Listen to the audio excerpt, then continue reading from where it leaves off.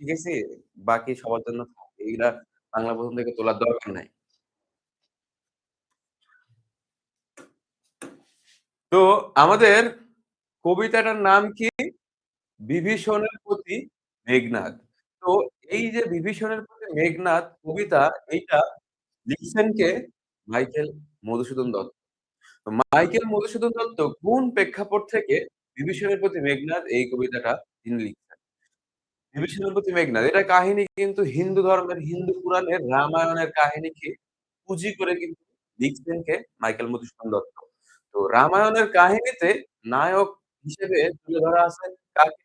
রাম, লক্ষ্মণ বা তাদের দলের হনুমান এদেরকে নায়ক ভাবে তোলা আছে। কিন্তু এই যে মাইকেল মধুসূদন দত্ত এই জায়গাতে কিন্তু উল্টাই দিছে। উল্টাই দিয়ে এইখানে নায়ক হিসাবে তুলে ধরেছেন কাকে? এই যে মেঘনাদকে।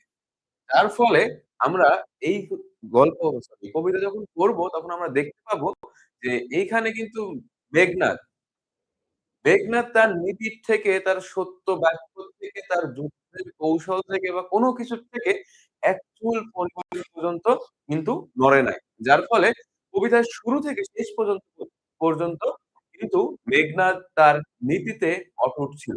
যার ফলে কিন্তু বাংলা সাহিত্যের একটি অবিস্মরণীয় কবিতা হয়ে দাঁড়িয়েছে কি? বিভীষণের প্রতি মেঘনাদ। কারণ এই যে মাইকেল মধুসূদন দত্ত তিনি এই যে পুরাণটাকে নিজের মতো করে উল্টাই দিছেন। সব জায়গাতে রাম, লক্ষ্মণকে নায়ক হিসেবে তুলে ধরছেন। কিন্তু এইখানে তিনি বিভীষণের প্রতি মেঘনাদ কবিতায় তুলে ধরছেন নায়ক হিসেবে মেঘনাদ। তো এই যে আমরা এটা যখন পড়বো তখন তোমাদের একটা ছোট্ট কাহিনীটা আগে জাস্ট তোমাদের একটু বলে দিব। এই কাহিনী বলার পরে আমরা কবিতাটা পড়ব। তো কাহিনীটা যখন বলবো তারপর থেকে কবিতাটা শুরু হবে। তো তার আগে আমি তোমাদের খালি একটু এদের বংশ পরিচয়টা একটু দেখাই দিব।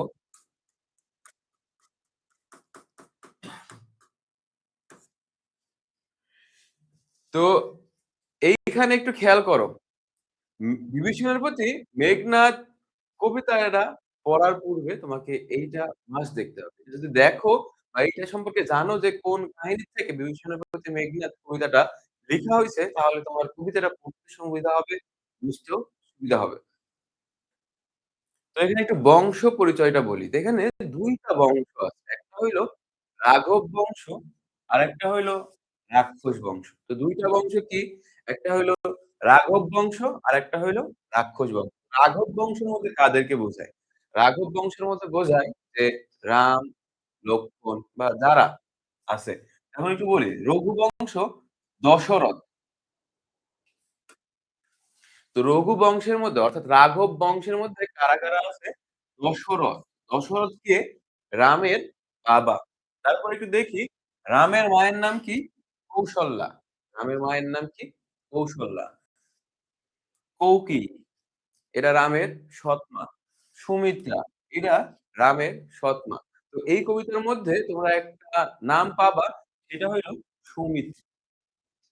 সুমিত্রা বা সৌমিত্রী। বুঝতে পারছো? এখানে বলা হয়েছে সৌমিত্রী, কুমতি। বলা হচ্ছে সৌমিত্রী, কুমতি এই কবিতার মধ্যে পাবা।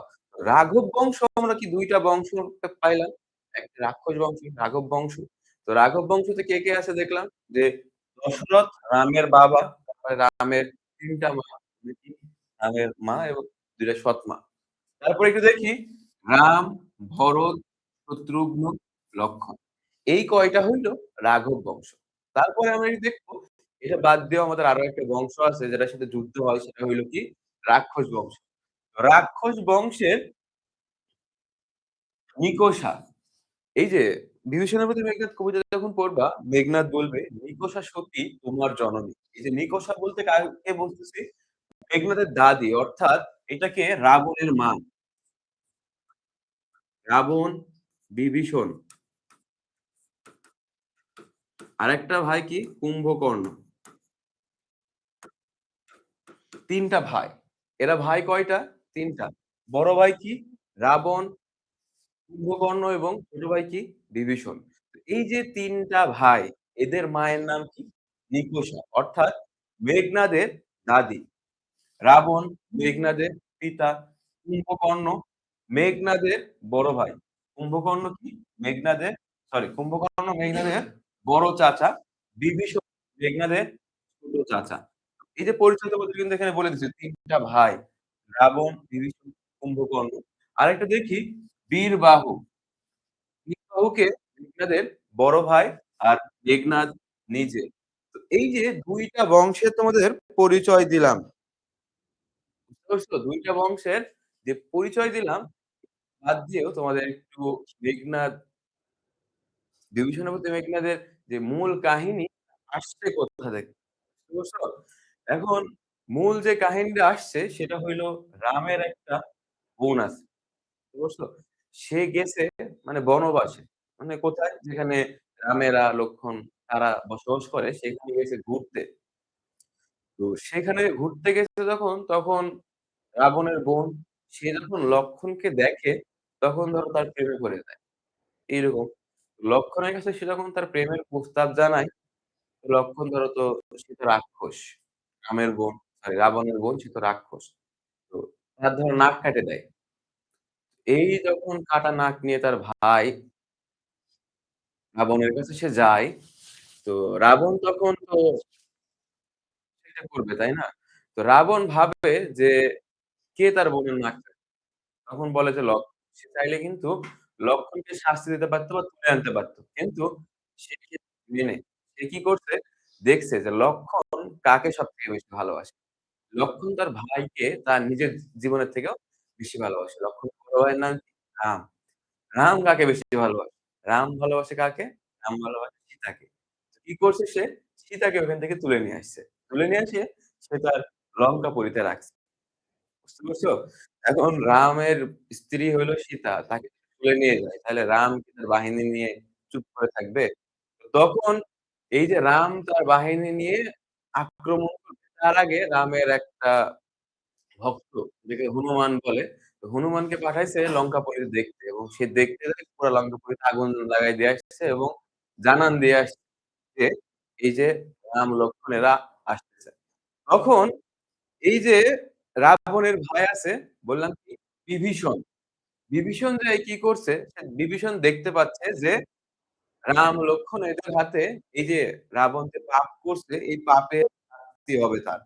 তো বিভীষণ গিয়ে তার ওই যে অপোজিট বংশ যেটা রাঘব বংশ, সেই রাঘব বংশের রাম, লক্ষ্মণ এদের কাছে গিয়ে পদত্যাগ করছে। মানে এদের দাস হয়ে গেছে। মানে আপনাদের সাথে রাখুন, আমার জীবনটা আমাকে ভিক্ষা দিন। এইরকম করছে। করে এখন যুদ্ধের প্রস্তুতি স্বরূপ রাবণ। রাবণ কিন্তু যজ্ঞ করত। যজ্ঞ করে সে মহাদেব শিবকে জয় করছে। বুঝতে পারছো? মহাদেব শিবকে জয় করে সে বর পাইছে এবং সেই বরে মানে আশীর্বাদ হিসেবে সে অমরত্ব পাইছে। তো অমরত্বটাকে রক্ষা করার জন্য তাকে যজ্ঞ করতে হয়। সেই যজ্ঞটা করে সে নিকুম্ভিলার যজ্ঞকারে এবং সেইখানে বাইরে দাঁড় করায় রাখছে তার ছেলে মেঘনাদ। সবথেকে বিশ্বস্ত কাউকে দাঁড় করায় রাখছে গেটে। যাতে কেউ প্রবেশ না করতে পারে। তো সেই জায়গাতে বিভীষণ ওই যে যেহেতু বললাম লক্ষ্মণ, রাম এদের সাথে হাত মিলাইছে। তো লক্ষ্মণ রামকে সরি লক্ষ্মণকে সে পথ দেখায় নিয়ে আসছে কোথায়? এই রাক্ষসপুরীতে। রাক্ষসপুরীতে নিয়ে আসছে এবং কোথায় যজ্ঞ করছে রাবণ। সেই গেটে যখন নিয়ে আসছে, তখন আমরা দেখতে পাচ্ছি যে মেঘনাদ গেটে দাঁড়ায় আছে এবং ওই জায়গা থেকে গেটের সামনে হুট করে দেখছে লক্ষ্মণ দাঁড়ায় আছে। তখন বিভীষণ তো অবাক হয়ে যায়। কি ব্যাপার? একটা মানুষ হয়ে এই জায়গাতে রাক্ষসপুরীতে পথ না চেনায় কে নিয়ে আসলো একে?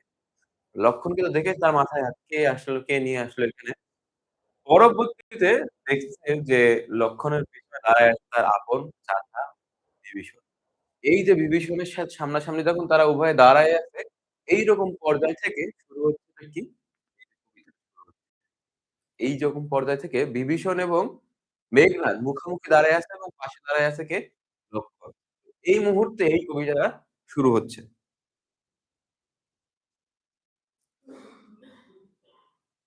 তো এই যে কি কাহিনীটুকু যতটুকু বললাম, এই কাহিনীটা বুঝতে পারছো যে কাহিনীর আমাদের থামলো কোন জায়গাতে? এই পর থেকে আমরা কবিতাটা পড়ব। বুঝতে পারছো? এরপর থেকে আমরা কি পড়ব? কবিতাটা পড়ব। তো এই কাহিনীর পরবর্তী থেকে কিন্তু কবিতা শুরু। তাইলে কবিতাটা শুরু হইলে কিন্তু বুঝতে পারবা যে আমি কিন্তু তোমাদের আজকে কথা দিছি যে আজকের ক্লাসের পর বিভীষণের প্রতি মেঘনা নিয়ে তোমাদের আর কোন সমস্যা থাকবে না। বুঝতে পারছো? এটার জন্য সবাই একটু কমেন্ট করে জানাও যে বুঝতে পারছো কিনা?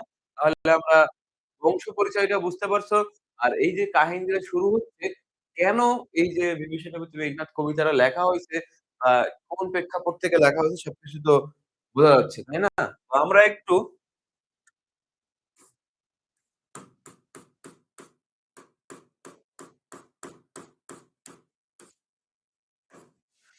এবার আমরা শুরু করি বিভীষণের প্রতি মেঘনাদ কবিতাটা পড়া শুরু করব, তাই না?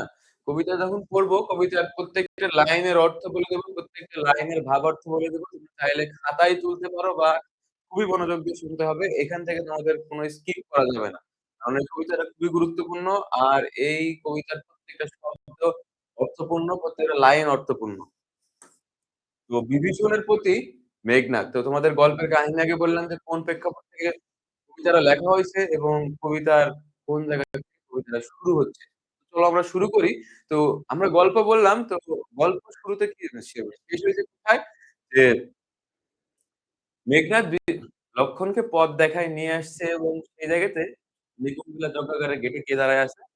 বিভীষণ। সরি বিভীষণ বলছি, মেঘনাদ। তো মেঘনাদ এবং বিভীষণ সামনাসামনি যখন, তখন এটা শুরু হচ্ছে। একটু দেখি কবিতাটা শুরু হচ্ছে তো কথোপকথন হচ্ছে। কবিতাটা কথোপকথন হচ্ছে কার মধ্যে?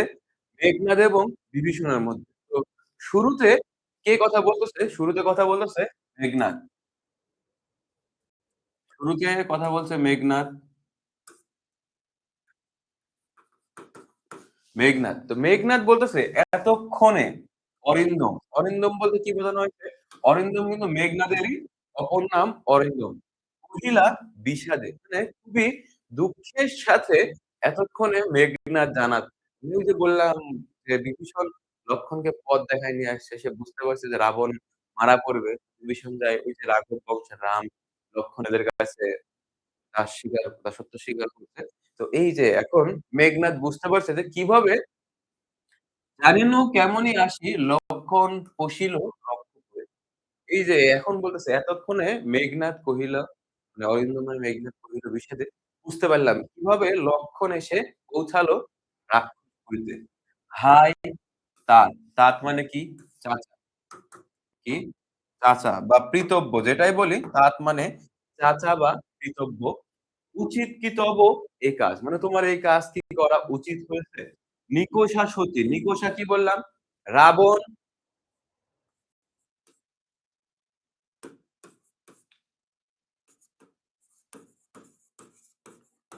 বিভীষণ,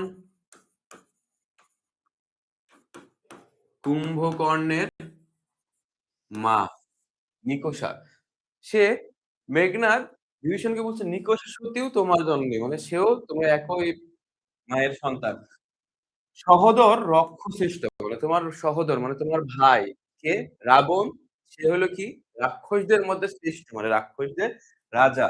শূলি সম্ভনীব কুম্ভকর্ণ মানে তোমার ভাই আরেকটা কি? শূলি সম্ভনীব সে কি? কুম্ভকর্ণ। মানে কুম্ভকর্ণ তোমাদের বললাম। ভ্রাতৃপুত্র বাসব বিজয়। ভ্রাতৃপুত্র মানে কি? যে মেঘনাদকে বলতেছে সে বাসব বিজয়। মানে সে বাসবকে জয় করছে। মানে মহাদেব শিবকে জয় করছে। এই যে এতটুকু বললাম, তো এই পর্যন্ত কিন্তু কথা কে বলল? মেঘনাদ নিজেই কথা বলছে। আমরা কবিতার পরবর্তী স্তবকে একটু যাই।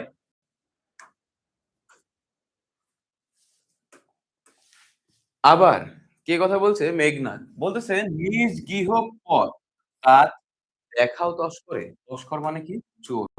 মানে কখনো পাগলকেও দেখেছো যে নিজ ঘরের পথ চোরকে দেখায় যে, "তুই এখানে এসে চুরি কর।" তারপরে একটু দেখি, "চন্ডালে বসাওয়ানি রাজার আলয়ে।" চন্ডাল মানে কি? মুচি। মুচিকে কি কখনো দেখেছো? যে রাজার সিংহাসনে বসতে। মানে যে লক্ষণকে বিভীষণ নিয়ে আসছে, লক্ষণকে কটূক্তি বা ছোট করে কিন্তু এই কথাগুলা কে বলছে? মেঘনাদ বলতেছে। অর্থাৎ চাচাকে একটু বোঝানোর চেষ্টা করছে। তো একটু দেখি, কিন্তু নাহি গঞ্জি, গঞ্জি বলতে বোঝানো হচ্ছে তিরস্কার করা। গঞ্জি বলতে কি? তিরস্কার। কিন্তু নাহি গঞ্জিত মা গুরুজন তুমি। এখন একটু দেখবা যে এই যে যতগুলা কথা মেঘনাদ বলবে তার মধ্যে কিন্তু যুদ্ধের নীতির থেকে শুরু করে মানুষের একজন ভালো মানুষের নীতির থেকে কিন্তু কখনোই দূরে সরবে না কে? মেঘনাদ। তো দেখলে বুঝতে পারবা কবিতাটা। মানে এখন বলতেছে, "তুমি যেটাই করো কিন্তু তোমাকে আমি কোন তিরস্কার বা ভর্ৎসনা করতে পারব না। কারণ গুরুজন তুমি।" কি বলতেছে? "গুরুজন তুমি, পিতৃতুল্য।" মানে তুমি আমার পিতার সমতুল্য। তোমাকে কোনভাবেই অসম্মান করা আমার দ্বারা সম্ভব না। এই কথা বলতেছে মেঘনাদ। মেঘনাদ তারপরে বলতেছে তার চাচাকে, "ছারদা যাবো অস্ত্রাগারে, পাঠাইব রামানুজ।" রামানুজ মানে কি? রামের অনুজ। রামানুজ বলতে কি? রামের অনুজ এবং রামের অনুজ থেকে রামের অনুজ হইল লক্ষ্মণ। রামের অনুজ কে? লক্ষণ। পাঠাইব রামানুজে সমন ভবনে। সমন ভবন মানে কি? এই যে সমন ভবন তোমরা যেটা দেখতে পাচ্ছ, এই সমন ভবন বলতে বোঝানো হয় মৃত্যুপুরী। সমন ভবন মানে মৃত্যুপুরী। পাঠাইব রামানুজে সমন ভবনে। লঙ্কার কলঙ্ক আজ ভঞ্জিব আহবে। লঙ্কার কলঙ্ক মানে কি?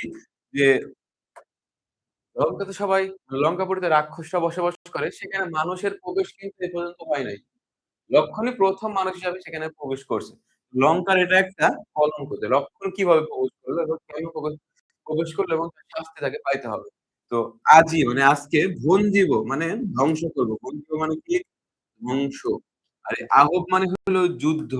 মানে যুদ্ধর দ্বারা এই যে লঙ্কার কলঙ্ক মানে লক্ষণ যেখানে প্রবেশ করছে, এই যে লক্ষণ এক শিক্ষা দিবে বা যুদ্ধের মাধ্যমে তাকে পরাজিত করে এই যে তার প্রতিশোধ সে নিবে। এই কথা কি বলল মেঘনাদ।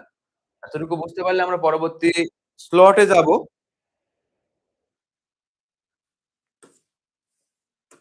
এতক্ষণ কথা বলল মেঘনাদ। এবার উত্তর দিচ্ছে কে? উত্তরিলা বিভীষণ। এইবার কথা শুনে বিভীষণ উত্তর দিল। উত্তরিলা বিভীষণ। বৃথায়ে সাধনা ধীমান। ধীমান মানে কি? জ্ঞানী বা বৎস। বলতেছে তুমি যা বলছো ঠিক আছে কিন্তু তোমার এই সাধনা বৃথা। সোর্স এতক্ষণ পরে একটা জবাব দিল বিভীষণ কিন্তু কি বলল? তোমার চেষ্টা বৃথা। রাঘব দাস আমি। কি বলতেছে দেখো যে রাঘব দাস। রাঘব দাস মানে কি? রাঘব বংশের দাস। রাঘব বংশের দাস বলতে রাম, লক্ষ্মণ এদের দাস। কি প্রকারে তাহার বিপক্ষে তাহার এই দেখো কত সম্মান প্রদর্শন করে। তারের উপর চন্দ্রবিন্দু দিলে কিন্তু সম্মান প্রদর্শন। মানে তাকে প্রভু মানতেছে। রাম লক্ষ্মণকে প্রভু মানতেছে। কবিতার প্রত্যেকটা সূক্ষ্মাণুসূক্ষ্মভাবে খেয়াল করা লাগবে। যে তাহার বিপক্ষে কাজ করিব। মানে কি প্রকারে তাহার বিপক্ষে মানে রাঘব বংশের বিপক্ষে আমি কাজ করব। রক্ষিতে অনুরোধ মানে তোমার অনুরোধ রক্ষা করতে আমি কেন তাদের বিরুদ্ধে কাজ করব? আমি তাদের দাস। তাদের বিরুদ্ধে যাওয়া আমার পক্ষে অসম্ভব। উত্তরিলা কাতরে রাবণী। উত্তরিলা কাতরে রাবণী বলতে কি বোঝানো হয়েছে এখানে? মেঘনাদ। এখানে কি বলতেছে? মেঘনাদ। উত্তরিলা কাতরে রাবণী। মানে রাবণী বলতে বোঝানো হয়েছে রাবণের সন্তান অর্থাৎ মেঘনাদকে। হে পীতব্য, হে পীতব্য মানে হে চাচা তব বাক্য ইচ্ছে মরিবারে। মানে আমার এই কথা শুনে মরে যেতে ইচ্ছে করছে। এই কথা কে বলতেছে?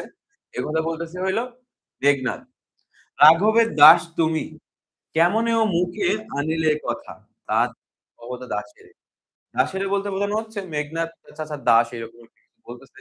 মানে তুমি যে রাঘবের দাস, মানে তুমি কেমনে এই কথাটা মুখে আনলে? তুমি আমার মতো দাসকে তুমি এটা আমাকে একটু বোঝাও। এই যে তাচ্ছিল্য করে বা চাচার মনের মধ্যে তাদের প্রতি ভালোবাসা বা তাদের সাথে যে স্মৃতি, এগুলো মনে করানোর জন্য অপ্রাণ চেষ্টা করছিল কি? মেঘনা। আমরা পরবর্তী স্লটে একটু যাই। এই স্তবকের তো প্রতিটা শব্দ বা প্রতিটা সবকিছু বুঝতে পারছো তোমরা। তো আমরা পরবর্তী স্লটে যাই। এখন একটু দেখি যে স্থাপিলা বিধুরে বিধি স্থাণু ললাটে। পড়ি কি ভূতলে শশী জান গড়াগড়ি। এখন বলতেছে আকাশের চাঁদ কি তুমি ধুলায় নামালে? কে? মেঘনাদ তার চাচাকে বলতেছে, "পরী কি মানে স্থাপিলা বিধুরে বিধি স্থাণু ললাটে।" মানে আকাশের চাঁদকে তুমি ধুলায় নামালে। পরী কি ভূতলে শশী জান গড়াগড়ি। কখনো কি দেখছো যে আকাশের চাঁদকে তুমি এই ধুলার মধ্যে এসে গড়াগড়ি খাইতে? ধুলায় হে রক্ষরথী ভুলিলে কেমনে কে তুমি? হে রাক্ষসদের রক্ষাকর্তা তুমি কিভাবে ভুলিলে যে কে তুমি? জনম তব কোন মহাকুলে? মানে তুমি কোন মহাকুলে জন্মগ্রহণ করছো এটা তুমি কিভাবে ভুললে? কে বা সে অধম রাম? কে বা সে অধম রাম? মানে রাঘব বংশের দাসত্ব স্বীকার করছে। যার ফলে সে বলতেছে, কে বা সে অধম রাম স্বচ্ছ সরোবরে কেলি রাজহংস পঙ্কজ কাননে। কখনো কি দেখছো যে রাজহংস মানে যে হাঁসটা পরিষ্কার পানিতে খেলা করে তাকে কি কখনো দেখছো যে ঘোলা পানিতে বা কাদাযুক্ত পানিতে নেমে তার শরীর ভিজাইতে? তুমি কেন এগুলা করবা? এগুলা বলে তার চাচাকে তার অনুপ্রাণিত করছে মেঘনা। যায় কি সে কভু?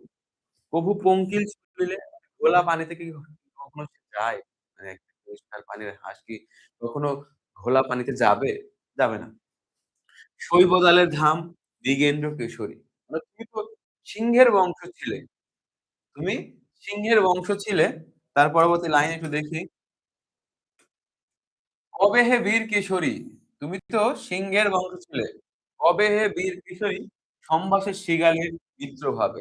মানে তুমি কবে সিংহ থেকে শেয়ালে রূপান্তরিত হলে? মিত্র ভাবে। মানে বন্ধুত্ব করতে গিয়ে তোমার সিংহত্ব বিসর্জন দিয়ে তুমি শেয়ালের ক্ষমতা তুমি বরণ করে নিলা।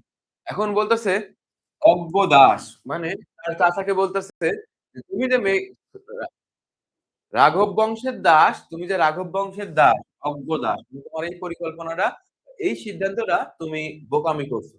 কিন্তু বিজ্ঞতম তুমি। কিন্তু তুমি অনেক জ্ঞানী মানুষ।" তার চাচাকে মেঘনাদ বলছে, "তুমি অনেক জ্ঞানী মানুষ। অবিদিত নাহি কিছু তোমার চরণে।" মানে তোমার কাছে কোন কিছুই অজানা নাই। যে আমি মেঘনাদ, আমার ক্ষমতা কতটুকু বা আমি কি অর্জন করছি আমার জীবনে। ক্ষুদ্রমতি নর বলতেছে ক্ষুদ্রমতি মানে রাক্ষসদের কাছে মানুষ চাইলে একটু হাইটে ছোটই হইতে পারে বা শক্তির দিক থেকেও ছোট। ক্ষুদ্রমতি নর। এখন নরের পরে এই একটা শব্দ দেখো, এই যে এখানে বলা হচ্ছে শূর। এই শূর অর্থ যোদ্ধা। এই শূর অর্থ কি? যোদ্ধা, লক্ষণ।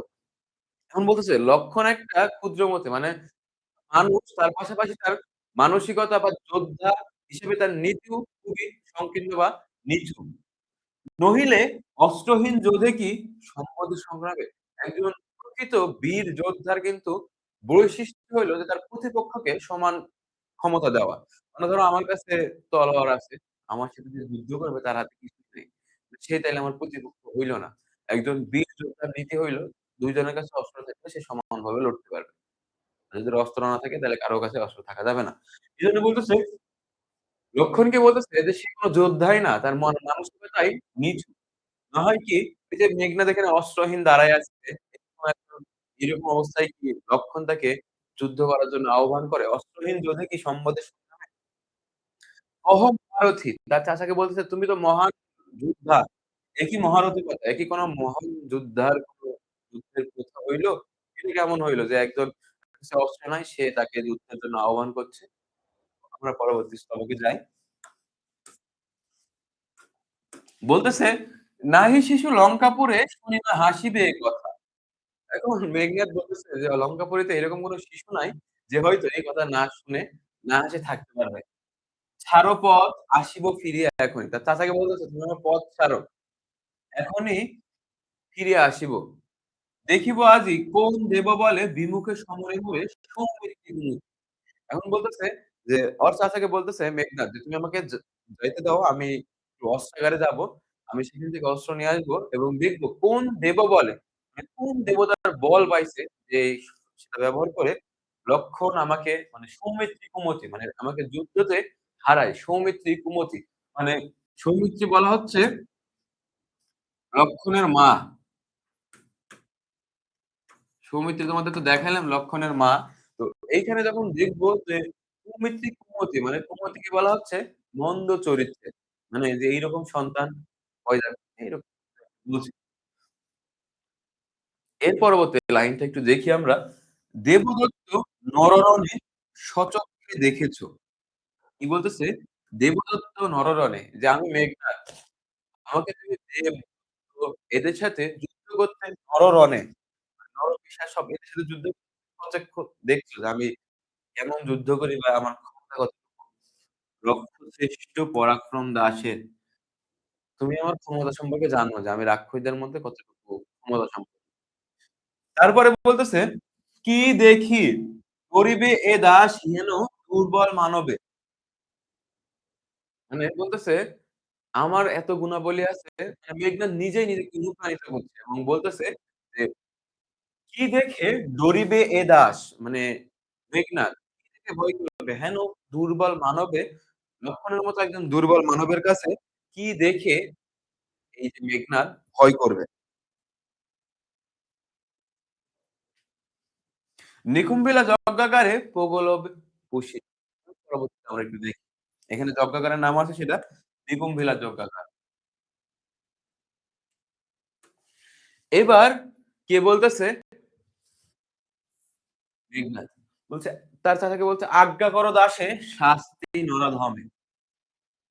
আজ্ঞা করো দাসে শাস্তি নরাধমে।" এখন বলতেছে যে এই যে দাসকে মানে তার চাচার থেকে অনুমতি নিচ্ছে বা এরকম কিছু। যে আমাকে অনুমতি দাও যে আমি এইখানে শাস্তি দিতে চাই। কাকে শাস্তি দিতে চায়? লক্ষণকে শাস্তি দিতে চায়। তব জন্মপুরে তার মানে আমার চাচা আমাদের বংশ, কুল সবকিছু পদার্পণ করে বনবাসী। কি হয়েছে বনবাসী মানে কি? রাঘবের দাস হয়েছে। হে বিধাত নন্দন কাননে ভ্রমচার দূত প্রফুল্ল কমলে কীর্তিবাস। কহ তাত সইব কেমনে? এখন বলা হচ্ছে যদি মানুষের যে তোমরা ধরো একটা কোন ইফতার পার্টিতে গেছো, এখানে যায়ে দেখছো যে ছোট, ছোট পিঁপড়ের দল চলে আসছে। তখন তোমার কিরকম মনে হবে? যে ইস! পিঁপড়ের বাচ্চা। অনেকে পিষে মেরে ফেলবে এরকম ছোট। তো এইজন্য বলা হচ্ছে নন্দন কাননে ভ্রমে দুরাচার দত্ত। মানে রাক্ষসীদের মধ্যে একটা মানুষ এটাকে কীটপতঙ্গের সম। প্রফুল্ল কমলে কীটবাস। তো এইটাকে শেষ করে দিতে হবে। এরকম বলছে। অবতার সহিব কেমনে হেন অপমান আমি। এখন ধরো তোমরা একটা খাবার নিয়ে আসছো, এই খাবারে ধরো কোন একটা পোকা পড়ছে বা মাছি পড়ছে। তো অবশ্যই একটু রাগ হবে। তো এটার জন্য বলতেছে যে, "হেন অপমান আমি কেমনে সহ্য করব? ভ্রাতৃপুত্রতব এবং তোমার ভাতিজা হয়ে। তুমিও হয়ে রক্ষরতী সহিত কেন নে?" মানে চাচাকে বলতেছে, "তুমি কেমনে সহ্য করছো? তুমি তো রাক্ষসীদেরই একজন। তো তোমার কি এটা খারাপ লাগতেছে না? কিভাবে সহ্য করছো?" মহামন্ত্র বলে যথা নম্র শির ফণি। মহামন্ত্র বলে যথা নম্র শির ফণি। মানে এই যে বিষধর সাপ থাকে না? এই সাপদের কিন্তু মন্ত্র বলে সাপুড়েরা কিন্তু বশ মানায় রাখে, পোষ মানায় রাখে। তো এজন্য বলা হচ্ছে ওই যে যেরকম সাপুড়ে মহামন্ত্র বলে নম্র শির ফণি মানে সাপ যেরকম মাথা নত করে থাকে। পরবর্তী স্তবকটা একটু দেখি। মলিন বদন লাজে উত্তরিলা দুঃখী রাবণ এখন বলতেছে তার চাচা কি? যে সাপের মতো যে মাথা নত করে থাকে, তার কি মলিন বদন মানে নিশ্চুপ চেহারা নিয়ে থাকে। তো রাবণ অনুজ লক্ষ্মী রাবণ আত্মজে। এখন আবার কে? রাবণ অনুজ মানে কি? রাবণের ছোট ভাই কে? বিভীষণ। বিভীষণ কথা বলে উঠল। নাহি দোষী আমি, আমার কোন দোষ নাই। আমার কোন দোষ নাই। বৎস বৃথা ভৎস মরে। তুমি আমাকে বিভিন্নভাবে প্রলোভন করার চেষ্টা করছো। এটা তোমার বৃথা সাধনা। তুমি নিজ কর্মদোষে হায় মজাইলায় কনন রাজা মজিলা আপনি। বলা হচ্ছে যে রাবণ তার নিজ কর্মদোষে এই লঙ্কাপুরীর ধ্বংস ডেকে নিয়ে আসছে। এই ধ্বংসের ভাগ কেন আমি হব? বা আমি কেন তার সাথে সঙ্গ দিব?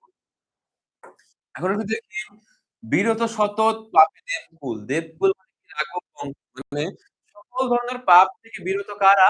দেবকুল অর্থাৎ রাঘব বংশের সকল ধরনের পাপ থেকে মুক্ত। এতে পাপ পূর্ণ লঙ্কাপুরী। কিন্তু তার বিপরীতে আমরা দেখতে পাচ্ছি আমাদের লঙ্কাপুরীটা কি? আমাদের লঙ্কাপুরীটা পাপপূর্ণ। মানে এখানে সবাই পাপে লিপ্ত। প্রলয়ে যেমতি বসুধা ডুবেছে লঙ্কা এ কাল সলিলে। বুঝেছে? প্রলয়ে মানে ধ্বংসে যেরকম বসুধা ডুবে গিয়েছে, পৃথিবী ধ্বংস হয়, ডুবেছে লঙ্কা কাল সলিলে। মানে পৃথিবীতে যেরকম ধ্বংস হয়ে যাবে কিয়ামত আসলে, তো ঠিক তেমনিও লঙ্কা ধ্বংস হবে তার পাপের জন্য। লঙ্কা কিসের জন্য ধ্বংস হবে? তার কাল সলিলে অর্থাৎ পাপের সমুদ্রে। রাঘবের পদাশ্রয়ে রক্ষার্থে আশ্রয়ী এই আমি। যার কারণে আমি রাঘবের পদাশ্রয়ে আশ্রয় নিই। পরদোষে কে চায় মরিতে? মানে অন্যের পাপের ভাগ কে চায় নিতে? একটা চমৎকার একটা কথা কিন্তু। কেউ কিন্তু কারো পাপের ভাগ নেয় না। রুশিলা বাসবগ্রাস। এখন এইটা শুনে একটু রাগান্বিত হইছে কে? মেঘনাদ। রুশিলা বাসবগ্রাস বলতে বোঝানো হয়েছে সেখানে মেঘনাদ। গম্ভীরে যেমতীন্দ্র নিশীথে অম্বরে, গম্ভীরে যেমতীন্দ্র এই যে দেখো, এইভাবে রাগ করছে, গম্ভীরে যেমতি নিশীথে অম্বরে। মানে গভীর রাতে নিশীথে অম্বরে মানে আকাশে মন্দ্রে যেমতেন্দ্র কোপি। মানে আকাশে যখন বজ্রপাত হয় এবং বিকট শব্দ হয়, এইরকম ভাবে রাগান্বিত হয়েছে কে? মেঘনাদ। কহিলা বীরেন্দ্র বলি, ধর্মপদগামী। মানে তার চাচাকে বলতেছে যে, "তুমি তোমার ধর্ম হারাইছো। হে রাক্ষসানুজ।" রাক্ষসের ছোট ভাই, "বিখ্যাত জগতে তুমি। কোন ধর্মমতে কহ দাসে।" মানে তুমি রাক্ষস হিসেবে তুমি জগতে বিখ্যাত। তাই না? তুমি বলো কোন ধর্মমতে, তুমি বলো যে তুমি কোন ধর্মমতে শুনি। মানে তুমি যে তোমার জ্ঞাতিত্ব, ভ্রাতৃত্ব, জাতি সকলে দিলা জলাঞ্জলি। বলতেছে পৃথিবী বা তুমি কোন ধর্মমতে বা কোন পুরাণ বা কোন মত অনুসারে তুমি তোমার জ্ঞাতিত্ব, আত্মীয়তার সম্পর্ক, ভ্রাতৃত্ব, তোমার ভাইয়ের সম্পর্ক, জাতি মানে তার রাক্ষস হিসেবে যে তার জাতি সেটা সে জলাঞ্জলি বিসর্জন দিল। এটা কি শাস্ত্রে বলে? শাস্ত্রে কি বলে এখানে কি গুণবান যদি গুণবান যদি পরজন, শাস্ত্রে বলে যদি কেউ গুণবান হয় এবং সে যদি পরজন হয়, মানে একজনের গুণ আছে কিন্তু সে পর আমার। এরপরেও সে আমার কিন্তু কাজে লাগবে। গুণহীন স্বজন। আমি বলতেছে গুণহীন স্বজন মানে যার একজন আমার আত্মীয় আছে কিন্তু সে উল্টোর দিকে চলে গেছে। মানে সে আমার পক্ষে নাই অর্থাৎ সে নির্গুণ স্বজন। তথাপি নির্গুণ স্বজন শ্রেয়। মানে এরকম আত্মীয় থাকার থেকে না থাকাই ভালো। পরম, পরম। এবার একটু দেখি, এ শিক্ষা হে রক্ষবর কোথায় শিখিলে? মানে এই যে এই নিচু লেভেল শিক্ষা বা নিচু মন মানসিকতা হওয়ার শিক্ষা তুমি কোথায় শিখিলে? কিন্তু বৃথা গঞ্জিত মা। এই যে শেষে আবার বলতেছে সন্দেহ প্রদর্শন করছে যে তোমাকে তিরস্কার। গঞ্জি মানে কি? তিরস্কার। বারবার বলতেছি গঞ্জি মানে তিরস্কার। তোমা হেন সহবাসী। মানে তুমি তো আমার সাথে বড় হইছো বা আমি তোমার সাথে অনেক স্মৃতি আছে। তো এটা হে পীতব্য। বর্বরতা কেন এ চাচা তুমি কেন বর্বরতা শিখিবে না? তুমি কেন বর্বরতা শিখিবে না? গতি যার নিজ, সহ নিজ সে দুর্মতি। মানে যার চলাচল যেমন মানুষের সাথে সে তো তেমনই সে। কবিতার শেষ লাইনটা কি? গতি যার নিজ, নিজ সহ সে নিজ দুর্মতি। এখন বলতেছে যার চলাচল খারাপ মানুষের সাথে সে কিভাবে ভালো হবে? বা যার মানসিকতাই একবারে নিচু মানুষের সাথে চলাফেরা করতেছে, সে কিভাবে উচ্চ মানসিকতার হবে? বুঝতে পারছো? এই কবিতাটা তোমরা ১ম থেকে শেষ পর্যন্ত যতটুকু তোমরা দেখতে পারবা, তখন একটু বুঝতে পারবে যে এই পর্যন্ত কিন্তু যুদ্ধের নিয়ম কে ভাঙছে? নিয়ম ভেঙে রাক্ষসপুরীতে প্রবেশ করছে কে? লক্ষ্মণ। তারপরে একজন যুদ্ধের নীতি যোদ্ধার নীতি কি? যে অস্ত্রহীন যোদ্ধাকে সম্মান করা যাবে না যুদ্ধতে। সেটা কি লক্ষণ পালন করছে? করে নাই। কিন্তু মেঘনাদের একটা বিষয় খেয়াল করো, সে কিন্তু তার চাচাকে সম্মান প্রদর্শন থেকে শুরু করে তার আব্বু মানে অর্থাৎ তার পিতা যে তাকে দায়িত্ব দিছে যে নিকুঞ্জলা যজ্ঞাগারে কাউকে প্রবেশ করতে দিবে না। সে কিন্তু তার মৃত্যুর আগ পর্যন্ত শেষ নিঃশ্বাস পর্যন্ত কিন্তু তার পিতার কথা বা আদেশ মান্য করার চেষ্টা করছে এবং শেষ পর্যন্ত কিন্তু সে মরণ প্রাণ দিয়ে চেষ্টা করছে। তার দেশকে ভালোবাসছে এবং আরো একটা দিক সে তার চাচাকে অসম্মান করে নাই। সে কিন্তু তার চাচাকে শেষ করতে পারত বা অসম্মান করে অনেক কিছু বলতে পারত। আমরা এই কবিতার শুরু থেকে শেষ পর্যন্ত দেখতে পাচ্ছি যে মেঘনার চরিত্রটা একটু ভিন্ন হিসেবে তুলে ধরছে কে?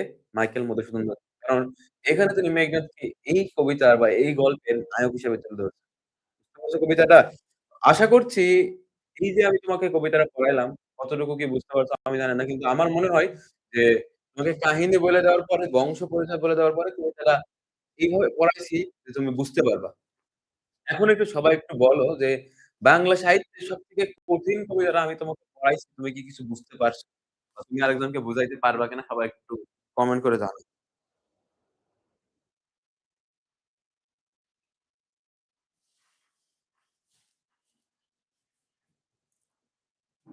বুঝতে পারছো? যাক, তুমি বুঝতে পারলে আমার ভালো। বুঝতে পারছো? সবাই আসলে বুঝতেই পারছো।